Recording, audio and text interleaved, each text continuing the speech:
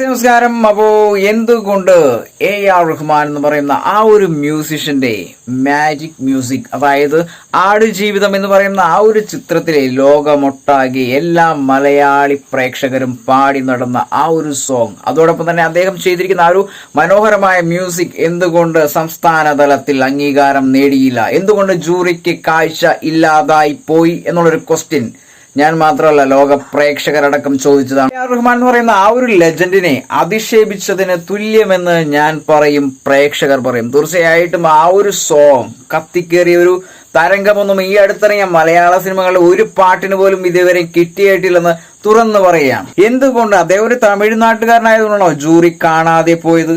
തീർച്ചയായിട്ടും ആ ഒരു ചോദ്യത്തിനൊന്നും ഉത്തരം ഇതുവരെ ലഭിച്ചിട്ടില്ല. പ്രേക്ഷകരുടെ ഒരു ഹൃദയത്തിൽ തട്ടിയുള്ള ഒരു ക്വസ്റ്റ്യൻ ആണ്, എന്തുകൊണ്ട് ആടുജീവിതം എന്ന് പറയുന്ന ആ ഒരു ചിത്രത്തിലെ മനോഹരമായ സംഗീതത്തിന് അല്ലെങ്കിൽ ആ ഒരു സോങ്ങിന് എന്തുകൊണ്ട് പുരസ്കാരം ലഭിച്ചില്ല, AR റഹ്മാനെ അതിൽ ഉൾപ്പെടുത്തിയില്ല? തീർച്ചയായിട്ടും എന്റെ തലച്ചോറിൽ ഉദിച്ചത് അദ്ദേഹം ഒരു മലയാളിയല്ല, അതുകൊണ്ട് തന്നെയാണ് ജൂറി കാണാതെ പോയത് എന്ന് പറയുന്ന ആ ഒരു സംവിധായകനും ബെന്യാമിനും ഒത്തിരി സങ്കടമാണ്. തീർച്ചയായിട്ടും ഒത്തിരി അഭിമുഖങ്ങളിൽ അവർ രണ്ടുപേരും ഇതേക്കുറിച്ച് സംസാരിച്ചിട്ടുണ്ടായിരുന്നു. തീർച്ചയായിട്ടും പ്രേക്ഷകരുടെ ഹൃദയത്തിൽ ഒരു ആഴത്തിലുള്ള മുറിവാണ് AR റഹ്മാൻ എന്ന് പറയുന്ന ആ ഒരു ലെജൻഡിനെ സംസ്ഥാന തലത്തിലുള്ള പുരസ്കാരത്തിൽ നിന്ന് ഒഴിവാക്കിയത് ശരിക്കും ഒരു തടയലായിട്ടാണ് തോന്നിയത്. തീർച്ചയായിട്ടും ലോകം കണ്ടൊരു നല്ലൊരു മ്യൂസിഷ്യനാണ്, അതോടൊപ്പം തന്നെ ഓസ്കാർ ജേതാവാണ്. സ്ലാം ഡോഗ് മില്ലേനിയറിലൂടെ ഒരു ഓസ്കാർ നേടിക്കൊടുത്ത ഒരു ലെജൻഡാണ്. ആ ഒരു ലെജൻഡിനെയാണ് ഈ പറയുന്ന ജൂറി കാണാതെ പോയത്. അതും ഇത്തരം ഈ ഒരു അധിക്ഷേപം ശരിക്കും പ്രേക്ഷകരെ അടക്കം അടച്ചധിക്ഷേപിച്ചതിന് തുല്യമാണ്. ഒരു സംസ്ഥാന തലത്തിലുള്ള പുരസ്കാരങ്ങൾ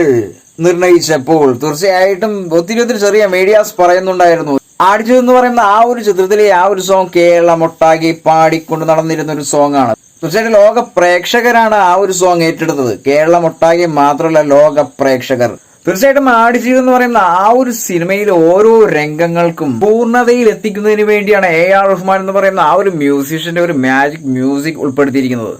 ആ ഒരു മ്യൂസിക്കിന് പുരസ്കാരം ലഭിച്ചില്ല എങ്കിൽ പിന്നെ എന്തിന് എന്നുള്ളൊരു ക്വസ്റ്റ്യൻ എന്നിൽ നിന്ന് മാത്രമല്ല ലോക പ്രേക്ഷകരടക്കം ചോദിക്കുന്നതാണ്. കണ്ടിട്ടും കാണാതെ നടിക്കുന്ന, കേട്ടിട്ടും കേൾക്കാതെ നടിക്കുന്ന ജൂറിമാരെ, നിങ്ങളോടാണ് ഈ ഒരു ചോദ്യം. ശരിക്കും പുരസ്കാരങ്ങൾ എണ്ണിക്കൊടുക്കേണ്ടത് ഈ ഒരു സോങ്ങിനും ആ ഒരു ചിത്രത്തിനും അതോടൊപ്പം തന്നെ ആ ഒരു സംഗീതത്തിനുമല്ലേ? ഈ ഒരു ക്വസ്റ്റ്യൻ ഹൃദയത്തിൽ നിന്ന് തൊടുത്തു വിടാനുള്ള കാരണം AR റഹ്മാന്റെ റോജ മുതൽ റയൻ വരെയുള്ള ആ ഒരു സോങ്ങും അതിന്റെ മ്യൂസിക്കും കേട്ട് ആസ്വദിച്ചതിനാൽ മാത്രമാണ്. അതോടൊപ്പം തന്നെ ലോക പ്രേക്ഷകർക്ക് വേണ്ടി കൂടിയാണ് ഈ ഒരു ക്വസ്റ്റ്യൻ. സത്യത്തിൽ AR റഹ്മാൻ എന്ന് പറയുന്ന ആ ഒരു സംഗീത സംവിധായകൻ ആടുജീവിതം എന്ന് പറയുന്ന ആ ഒരു ചിത്രം റിലീസായതിനു ശേഷം ഒരു അഭിമുഖം കൊടുത്തായിരുന്നു.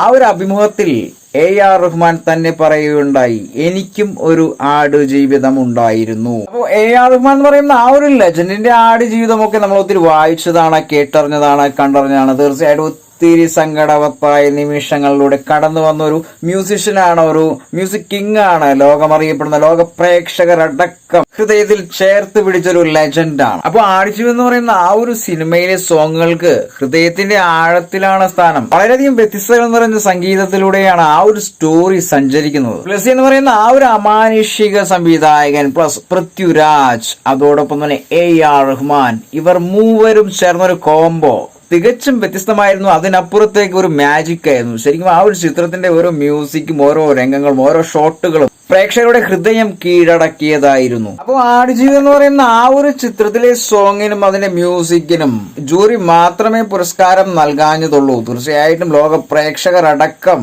ഹൃദയത്തിൽ നിന്നുള്ളൊരു പുരസ്കാരം AR റഹ്മാനും പ്ലസ് അതിലെ പാട്ടുകൾക്കും നൽകി കഴിഞ്ഞിരുന്നു.